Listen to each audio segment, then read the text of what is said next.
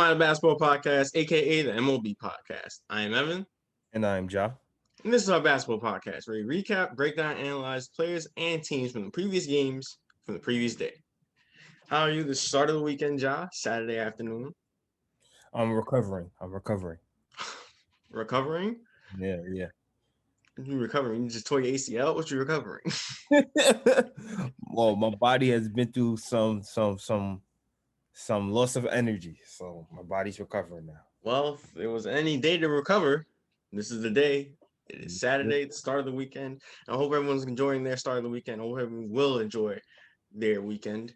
Much to discuss. A lot happened in terms of basketball and NBA last night. But first, we have to first send our condolences to Quarantine Towns and his family. He was just diagnosed with COVID-19. And of course, that's same diagnostic. I think that's what it's Diagnosis. that took his mom and six of his other family members. So you could tell how his family and how they feel about that test. It's just like a memory and a flashback of all the bad that has happened from last year. Yeah. So a speedy recovery from Cat, and he's had a bad year. Had a bad previous year. Yeah, he hasn't been able to catch a break lately, man. It's just like whenever he feels like something positive is gonna happen, just something just comes in the way and just tries to ruin it for him. So I pray for him. For him. Praise up for Cat, speedy recovery. I hope he's okay. Yeah. But all right, with that being said, and that out the way, let's get into our first game that happened last night. I believe it was the first game. Well, first primetime game that happened last night between the Mavericks and the Bucks. And it's a good interesting game featuring Luka, Porzingis, Middleton, Holiday, and Giannis. And this is pretty much the Bucks. Every time they had a comfortable lead, the Mavericks will always kind of come back and get it close. And then they ended up having a chance to win the game late in the fourth, but the Mavericks that came up short, and the Bucks were able to pull this victory off. And get your thoughts on this game, Ja. Well, like you said, okay, so let's say this. The Bucks came out the gate with energy and they were able to build a big lead, but even because the Mavs had, correct me if I'm wrong, they had 5 to 6 players out due to health and safety protocols, did they? Yes. Yeah, they had 5 6 and there was times in the game in which, just like what you said, they were staying in it still. Despite the fact of not having their main place, they didn't have Richardson, they didn't have Powell, they didn't have I think Cleaver. They didn't have the key guys that you usually see in this team, like Jalen Bronson, who's been playing good as well. Yeah, they didn't have those guys, but yet those other guys stepped up and was able to keep the game close. And as a result, it became a battle in that second half in which both teams are basically exchanging buckets, whereas the Mavs were getting close to taking the lead while the Bucks was trying their best to maintain it. But my concern was the free throws, though. Both teams missed a good amount of. I'm gonna get into that. Should I take over from here? Yeah, you can take over from here. Yeah, the free throws just is so embarrassing to watch. I mean, like from two of the playoff teams, one is a championship contender, another one is hoping to take that next step to be a championship contender. Just misses so many free throws. For the Mavericks, I mean, they shot 46%. Yeah, the Mavericks alone. And that's like, a defensive built team too. Yeah, so. Luka shot 3 for 7. When you're an MVP candidate, you're shooting 3 for 7. Speaking of an MVP candidate, how about a reigning MVP back to back? You want to talk about missing free throws? Well, Giannis was doing everything offensively. Don't start. Sorry. Don't start. He was doing everything offensively. You know, scoring at will, getting to the paint, and missing free throws. 1 for 10 from the free throw line. And when you're a back-to-back MVP, and screw the shooting, screw shooting from 3. Can you make your free throws, please? Yeah, he's gonna need some work on the free throw line, man. Because the Mavs shot 12 free throws. He shot 10, and he only made 1 of them. Yeah, him missing those free throws played a part in the Mavericks staying in this game. Yeah. And he had 31. He should have had 40. Yeah. Now you're not lying about that. You're not lying about that. That's 9 extra points that could have been added to your point total if you had a good free throw percentage shot. But hey, yeah, he did. Look at both teams. Look at I expect I expect both teams to bounce back from the free throw line, because free throws are important within the course of a game, and you could clearly tell in this game how important it was, because the Mavs had an opportunity to win. Just imagine if they made their free throws, things probably would have been different. But yeah, just Giannis home, but it was a close battle, especially up to that point. The Mavs had a chance to win the game. They even took the lead coming down Mm-hmm. late in But the then, fourth, but then and Middleton caught fire late in that fourth. exactly, Middleton caught fire.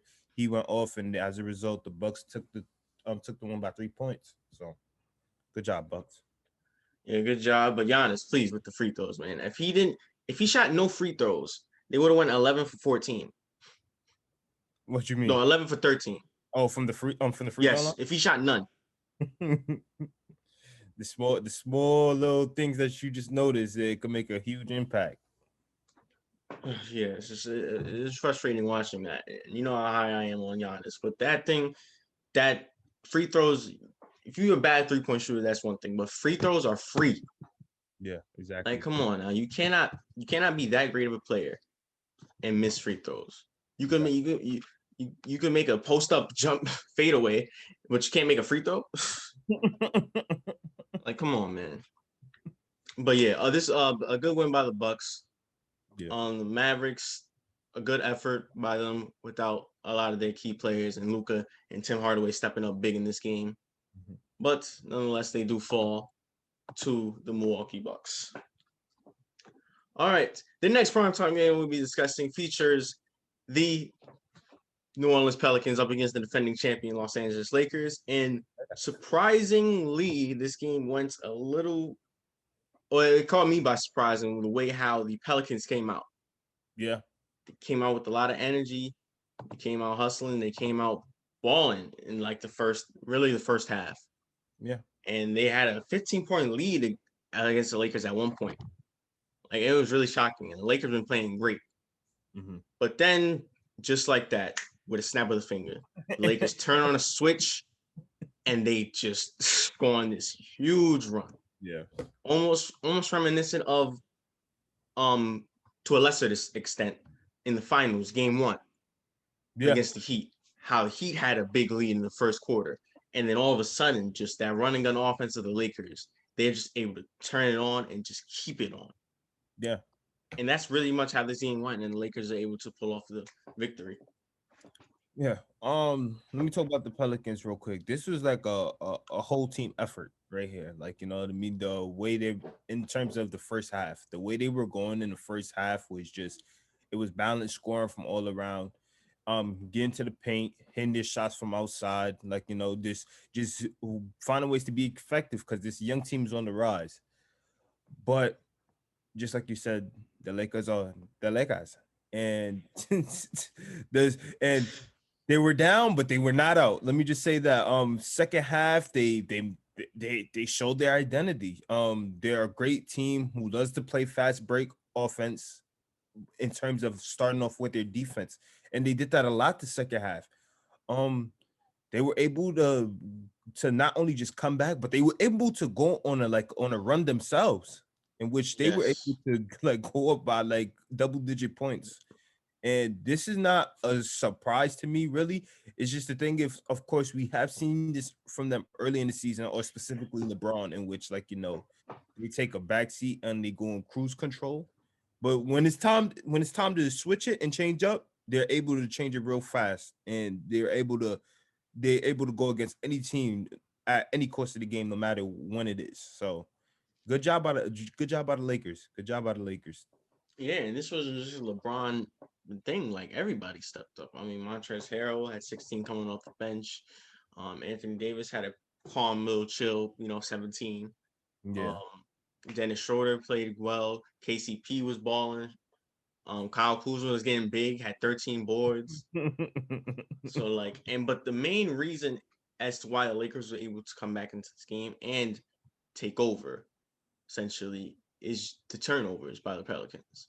Yeah. Costly turnovers. Credit to the Lakers because that's usually how they get back into the games when they're down. Is defense leading to offense, especially when they have that running gun offense. Their defense helps because once you get a steal or a block or whatever, gone, fast break. Exactly. But yeah, the turnovers. I mean, the Pelicans had 16 while the Lakers had 6. You're not going to win like that. You're not. And this is a young team, so they could hopefully get it together. I know Stan Van Gundy was probably really upset with how they turned the ball over, but they're a young team, and I think with more experience, they can understand and get it together in terms of ball handling and making smarter decisions with the ball. Yeah. Well, yeah, the Lakers could take advantage of things like that because again, they know their identity. The Pelicans are fighting themselves, so yeah. To correct myself, Pelicans had 20 turnovers, not 16, 20. So, it didn't make it better. Yeah, like it's the same thing goes as I said. Like they need to take care of the ball. You don't take care of the ball, you're not gonna win, especially against the Lakers. And that should be like a headline for all the Western Conference teams. Because the Lakers are the favorites, and if you have if you want to get to the championship, you're most likely going to go through them. Lakers, yes, they're already championship ready with their championship pedigree. Yeah, right. But a great come from behind win by the defending champions Los Angeles Lakers, who are currently on a 5-game winning streak. Yes. Sorry for the intermission. Ja just had to take care of his pet gerbil. That's why we had to take a break. But we're back now. And let's move on to your scheduled programming.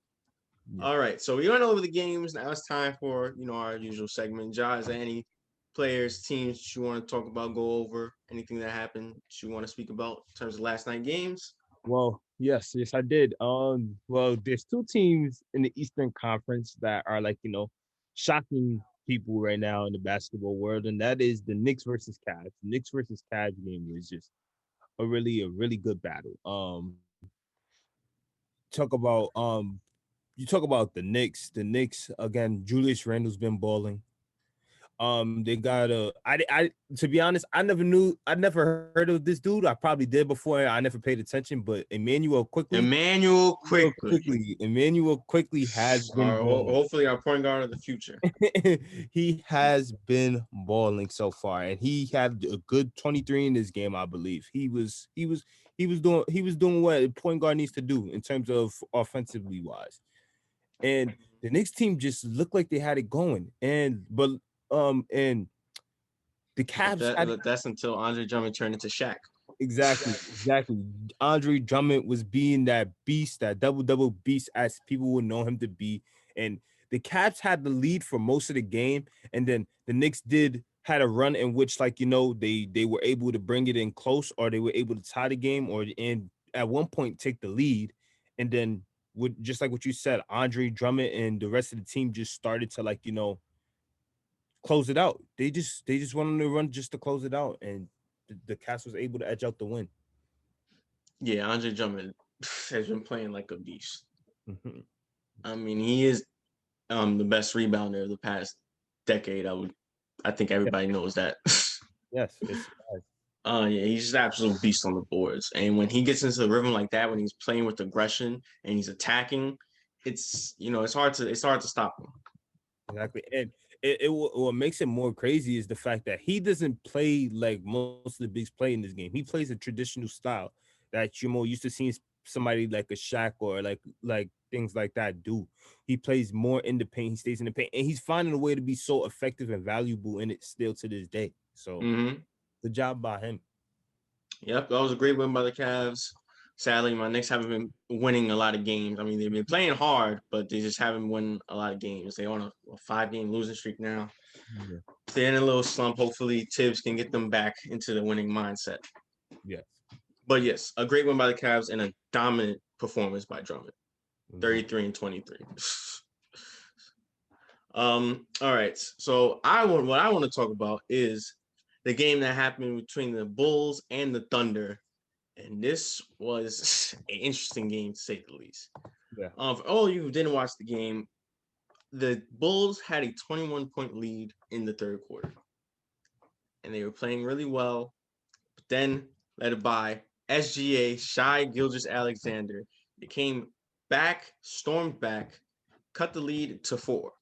But the Bulls were up by 16 in the fourth with about 3:30 to go. And the Bulls being the Bulls, not the 1990 Bulls, the Bulls of the past, 3 years to say, being the Bulls, somehow found a way with their poor defense and their costly turnovers, had the led by, of course, like I said, Shai Gilgeous-Alexander and the Thunder, came back into the game, and SGA hit a big and one to tie the game, force it into overtime, and then they was able to win it in overtime by 2. Of course, Zach LaVine couldn't hit the game-winning shot. But really, it's just I wanted to talk about the Bulls because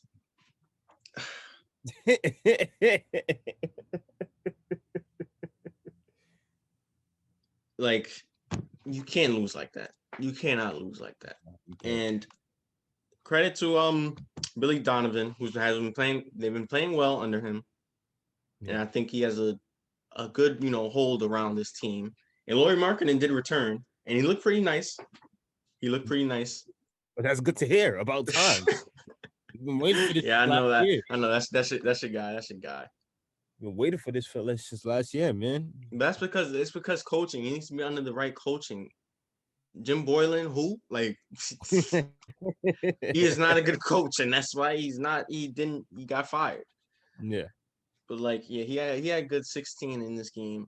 But I mean the Bulls defensively and the Bulls turnovers, it's really just costly. And it was the main reason why they lost this game. The main reason why the Thunder were able to come back into this game. Dort had a great game, not just Shai. The bench had a good production. And if you're a Bulls fan, this was an embarrassing loss.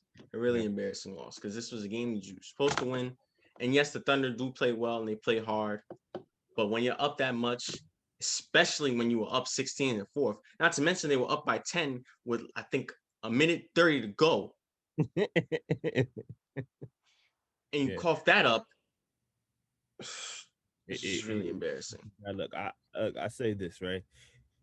These are two talented teams with like a lot of great young talent who are still finding themselves, finding their identity. And with the Bulls, I know how good they could be.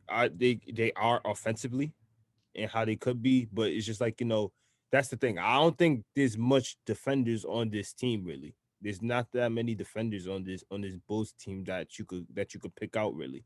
Probably 1 or 2, but I don't think you can name much. And when you're making mistakes like this early, this is just what you said. This is just stepping stones, learning points, things to take away from to get better when you run into situations like these again. Because you're right, it's a bad look. It's an embarrassing look, especially for a team that that's already under some negative light because of how things has been going on in the organization. You just don't want this. You just don't want a loss like this.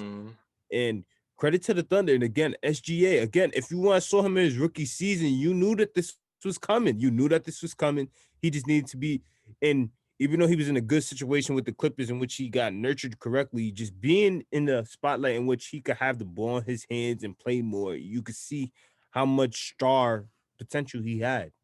And the whole Thunder team is playing with a chip on their shoulder, like always. So a great team win by them, and the Bulls just need to just take this, learn from it, and get better. Yeah, I mean, when you're trying to honor Kobe with 24 turnovers, I think that really is the problem. You can't have 24 turnovers. As I said with the Pelicans, you can't have that many turnovers and expect to win.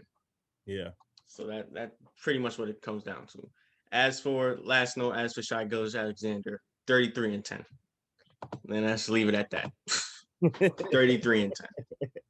That boy is a star in this league. Yeah. How much you bet he had most of those points in the freaking like Second half. yes, the half fourth quarter or something like that. But, all right. I guess it's prediction time now. Predictions for tonight's set of games. I don't think there's any postponed. No, of course, there is a postponed game. There was 3 postponed games from last night, including the Wizards and the Wizards and the Pistons game, and 6 Wizards tested positive for COVID. 3 more are in health and protocol, safety protocol. Yeah. Luckily, or fortunately, NBA came out and said they're not planning on suspending the season, postponing the season. They might have a roster, like, what you call it, might increase the size of the roster instead of 15 because of all these players, they're able to sign so they can play games instead of being postponed. So that's good. I think the league is trying their best. AMSO is trying its best to not postpone it and to keep the season going on. So I just want to give an update to everybody who's wondering, because there's been a lot of postponed games recently. Yeah. But all right, nonetheless, let's get into the predictions. Starting off first primetime game, which was a rematch of Thursday's game between the new look Houston Rockets and the San Antonio Spurs. Who do you have? I'm gonna choose the Spurs for the simple fact of the way they lost the last game. They're gonna come out with something more like Yeah, I see what you're saying. I got the Spurs for that same reason. Next, the Nets against the Orlando Magic after the embarrassing performance against the Celtics last night. Who do you have? It's hard. You said Nets, right? Yes. Is Harden playing? I believe Harden is playing because the trade is official and he had a press conference last night. So I believe he's playing. An update on Kyrie, he was planning on playing tonight, but I think the health and safety protocols got in the way. So he should be back for the next game, which is Monday for the Nets, I believe. I'm going to keep my eye on Harden. I got the Nets. You got the Nets. All right. You got to keep your eye on Harden. I'm going to keep my eye on Harden. You're most hated. I'm most hated right now, man. All right. The next prime... It wasn't disrespectful. The next primetime game we'll be discussing features another rematch with this NBA's new protocol to, play back-to-back games with teams. The Hornets and the Toronto Raptors. Who do you have? Hornets. I got the Raptors. I think they go 2-0 against the Hornets. The way that the Hornets nearly came back, I don't think, but I'll go with you. We shall see. Maybe I'm putting too much faith in my LP. Next, the Pistons and the Heat. I still don't know the status of Jimmy, Dragic, and Bam. The Pistons have been real. I'm gonna go with the Pistons. They've been playing real well recently. Playing well, yeah. That 2-9 record really showed it. Yeah, chill out. Jamie Grant has been playing well though. Yes. But I got the Heat. Come on, Tyler. Come on, Duncan. Well, yeah. Next, the 76ers and the Grizzlies. Sixers. And the Sixers as well. Postponed. Next, not the Sixers and the Grizzlies game. The Pacers and the Suns game were postponed. But lastly, the Atlanta Hawks up against the Portland Trailblazers. Who do you have? Trailblazers as well. All right. I think it's time to wrap things up now. Any final thoughts, John? Once again, prayers up to Cat. Can't catch a break, and he's gonna really need it. And I just hope he recovers well. I hope nothing goes any far worse, because I know how much this has been on his life so far. So, but that's it. I'm 100% agreeing with you. Prayers to Cat. Hopefully he gets well. So, that being said, thank you guys for watching today's pod. Make sure you tune into tomorrow's podcast. Make sure you like, share, and subscribe. And follow our IG down in the description below. And once again, I am Evan, And I'm John. and this was the Mind of Basketball podcast.